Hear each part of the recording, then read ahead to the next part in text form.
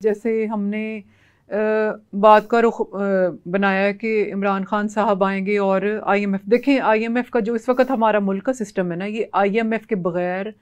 कभी भी नहीं चल सकता। रियलिस्टिक होके देखिए, चाहे कोई आ जाए, चाहे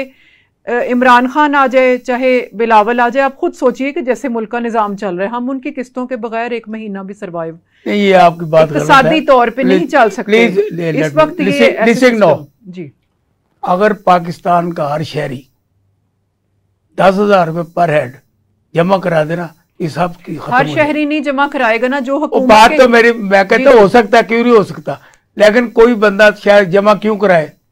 वो उस हुक्मरान को कराएगा, वो इमरान खान को कराएगा जिस पे वो बिलीव करते। आगे चले आप, टैक्स हमेशा आगे चले आप। अच्छा, तो बहरहाल आईएमएफ के बगैर हम इन हालात में इक़्तिसादी तौर पे कभी भी नहीं चल सकते। और दूसरी चीज़ ये है कि मैं अपने तौर पे एक राइटर के हवाले से भी बात करती हूँ कि इमरान खान साहब को कुछ चीज़ें अभी, जैसे कि ये टाइम हम सब जमातों के लिए, मैं रियलिस्टिक बात करूँगी कि ये एक टाइम, एक गोल्डन टाइम है सब जमातों के लिए, चाहे कोई जेल में है या बाहर। फिर हम कहते हैं कि पीपल पार्टी मिल गई साथ, आप देखें कि पीपल पार्टी ने भी सफ़र किया है। पीपल पार्टी ने, क्योंकि ये जो हिटलर वाला एक तरीकाकार है ना, ये मुस्लिम लीग का है, ये पीपल पार्टी का हिटलर का तरीकाकार कभी नहीं रहा तारीख में। जो भुट्टो का नजरिया वो हिटलर का नहीं था, अगर हिटलर का होता तो वो कत्ल कर डालता, कत्ल होता नहीं, ये भी समझिए। तो ये हिटलर का, ये जो अब आप देखें मरियम साहिबा का जाविया, नवाज शरीफ का जाविया, कि इनका ये है कि जो बात करे मीडिया में, सहाफ़ी बात करे, कोई स्टूडेंट बात करे, उसकी गर्दन उड़ा दी जाए। ये एक हिटलर का तरीकाकार है, जो कि जर्मन में आप पढ़ें कि 200 साल पहले ये तरीकाकार राज था। ये बाप बेटी वो नजरिया लेकर आए। पीपल पार्टी ने भी सफर किया है, हमारे भी वोट खरीदे गए हैं, जिस तरह तहरीक इंसाफ के खरीदे गए या बेचे गए, हमारे भी खरीदे गए हैं। हम भी कहीं आसानी से सर्वाइव नहीं कर रहे। और दूसरी चीज़ है कि जो मैं गोल्डन पीरियड की बात कर रही थी, ये हर जमात के लिए, मुस्लिम लीग के अलावा उनका तो हमेशा गोल्डन पीरियड ही रहता है। वो खरीदते हैं सीधा सीधा, वो मुल्क की तारीख को ही खरीद लेते हैं,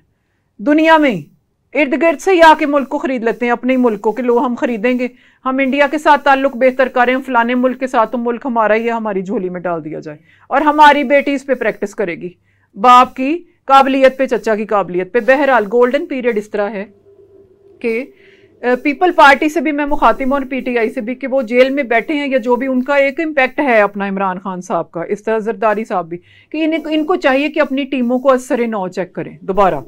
अब अगर इमरान खान साहब कल को आ भी जाते हैं तो टीम भी तो देखें वही है जो ये सारी उस टाइम पे तरतीब दी गई थी, उनमें देखें कौन से लोग परफॉर्म कर सकते हैं। नहीं, आपकी इत्तला के लिए अब नहीं है, क्योंकि जितने एमए उनको कोई नहीं पहले